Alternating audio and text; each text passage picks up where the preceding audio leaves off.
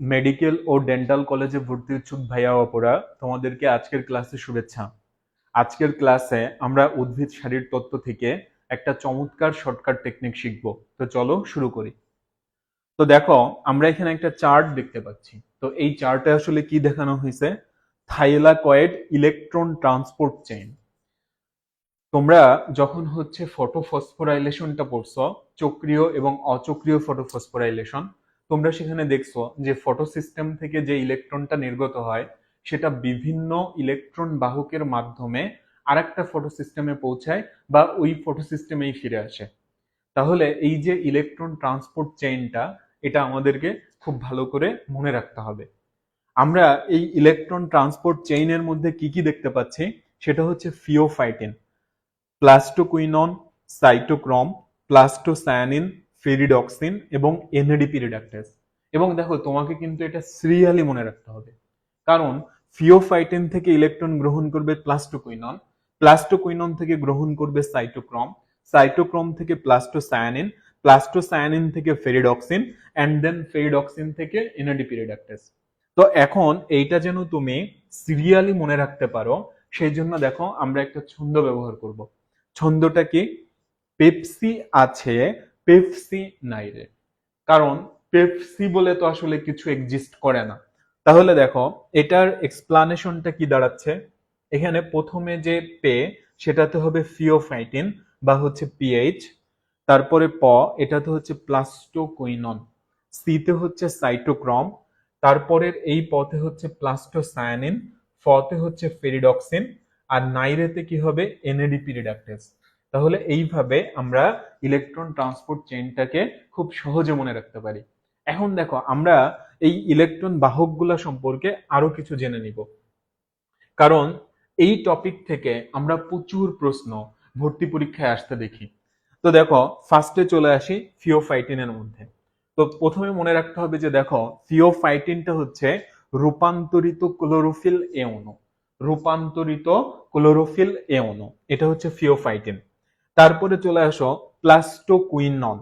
তো দেখো, প্লাস্টোকুইনন এই শব্দটা একটু খেয়াল করো। তো এটা লাস্টে নিশ্চয়ই ওয়ান আছে, কুইনন, তাহলে কি লাস্টে কি আছে? অন। আর অন শব্দের অর্থ কি? চালু। অফ মানে বন্ধ, অন মানে কি বলো? চালু। এটা চালু মানে এটা হচ্ছে চলনশীল। ক্লিয়ার? এটা চালু মানে এটা হচ্ছে কি? চলনশীল। আর যেটা চলনশীল হয় বা যেটা গতিশীল হয়, যার গতি বেশি হয়, সে সাধারণত কি হয়? তার ভরটা কম হয় বা তার মানে সে ছোট হয়। তাহলে এটা হচ্ছে অতি ছোট, চলনশীল। এবং দেখো, প্লাস্টোকুইনন লিখতে প লাগে, ল লাগে। তাহলে ল আর পতে কি হয়? লিপিড হয়। তাহলে এটা কিন্তু কোনো প্রোটিন না, এটা কি বলো? একটা লিপিড। তুমি এইভাবে যদি মনে রাখো, তাহলে কিন্তু তোমার আর পরীক্ষায় ভুল হবে না এটা।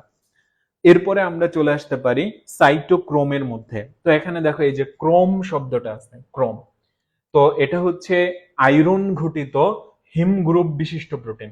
তাইলে এটার মধ্যে কি আছে? আয়রন আছে। অর্থাৎ এটা হচ্ছে একটা লৌহযুক্ত প্রোটিন। ঠিক আছে, এটা মনে রাখতে হবে, এটা একটা আয়রন যুক্ত বা লৌহযুক্ত প্রোটিন। এরপরে চলে আসো প্লাস্টোসায়ানিন। তাইলে দেখো, এই প্লাস্টোসায়ানিনের শেষে কি আছে বলো তো? আয়ন আছে। আমরা সাধারণত দেখছি যে সমস্ত শব্দের শেষে আয়ন থাকে, তারা সাধারণত প্রোটিন হয়। ঠিক আছে, তাইলে প্লাস্টোসায়ানিন এটাও কিন্তু এক ধরনের কি? প্রোটিন। আর এটা যেহেতু অনেক ছোট, তাইলে এটা অবশ্যই কি হবে? চলনশীল হবে। যেমন হচ্ছে প্লাস্টোকুইনন ছিল চলনশীল, তেমনি ভাবে কি প্লাস্টোসায়ানিনটাও হচ্ছে চলনশীল। আর প্লাস্টোসায়ানিনের ইলেকট্রন গ্রহীতা গ্রুপ হচ্ছে কপার। তাহলে এটা মনে রাখতে হবে। সাইটোক্রোমের যেমন ছিল হচ্ছে আয়রন, আর প্লাস্টোসায়ানিনের কি হবে? কপার হবে। এবার আমরা চলে আসতে পারি ফেরিডক্সিন। তাহলে এই যে এখানে ফেরি শব্দটা আছে, ফেরি মানে হচ্ছে আয়রন, আর ডক্সিন লাস্টে আয়ন আছে। তাহলে এটাও কি? এক ধরনের প্রোটিন। এটা এক ধরনের প্রোটিন হবে, এবং সেটাই বলা হচ্ছে এটা একটা আয়রন সালফার প্রোটিন। ঠিক আছে, ফেরিডক্সিনটা কি হবে? Iron sulphur protein. আর এটার লৌহ ইলেকট্রন আদান প্রদান করে, অর্থাৎ এর যে আয়রন আছে সেটা হচ্ছে ইলেকট্রন আদান প্রদান করবে। এবার আসি এনএডিপি রিডাকটেস। তাইলে এনএডিপি রিডাকটেস এটা হচ্ছে একটা ফ্লাভো প্রোটিন। এটা একটা কি? ফ্লাভো প্রোটিন, যা এক প্রকার সংযুক্ত কোএনজাইম এফএডি। আচ্ছা, এনএডিপি রিডাকটেজের ফ্লাভিন গ্রুপ হচ্ছে ইলেকট্রন গ্রহীতা। তাহলে কে ইলেকট্রন গ্রহীতা? Flavin group. তো ভাইয়া ও আপুরা, এখনকার মতো বিদায় নিচ্ছি। তোমাদের সঙ্গে খুব শীঘ্রই দেখা হবে নতুন ভিডিওতে, নতুন কোনো শর্টকাট টেকনিক নিয়ে। তো সবার জন্য অনেক অনেক শুভকামনা।